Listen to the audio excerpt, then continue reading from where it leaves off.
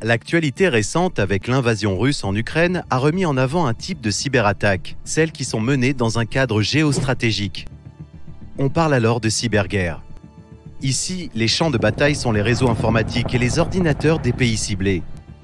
Les cibles sont les sites et organisations gouvernementales, les institutions, les grandes et moyennes entreprises, les organisations privées et les particuliers.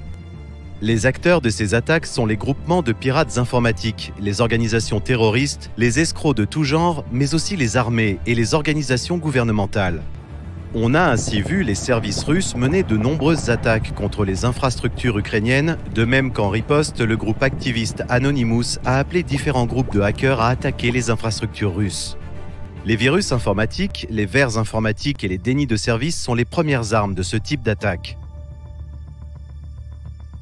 Les objectifs poursuivis par ces attaques sont notamment: il s'agit d'attaques visant à modifier ou défigurer des pages web, ou encore des attaques de déni de service. Ces dernières consistent à bloquer des serveurs en les submergeant de requêtes.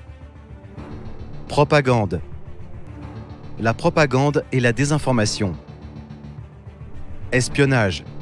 L'espionnage au moyen de codes malveillants qui, une fois introduits dans les systèmes, récupèrent toutes les données sensibles et les envoient sur un serveur distant. Attaque d'infrastructures sensibles. Ce sont entre autres les centrales électriques, la distribution d'eau, les équipements pétroliers, les moyens de communication et de transport qui sont principalement visés. L'un des exemples les plus emblématiques fut en 2007 l'attaque dont fut victime l'Estonie. Une attaque par déni de service a entièrement paralysé le pays. D'après le gouvernement américain, ce serait la Russie qui aurait lancé cette offensive de courte durée qui serait d'ailleurs un coup de semonce. Et aujourd'hui, on voit également l'Ukraine subir des attaques cyber qui font intégralement partie de l'arsenal que les Russes déploient à leur encontre. Même s'il ne s'agit pas des attaques cyber auxquelles vous êtes le plus souvent confrontés, cette menace ne peut être complètement ignorée, d'autant plus qu'une attaque de ce type se limite rarement à sa cible initiale.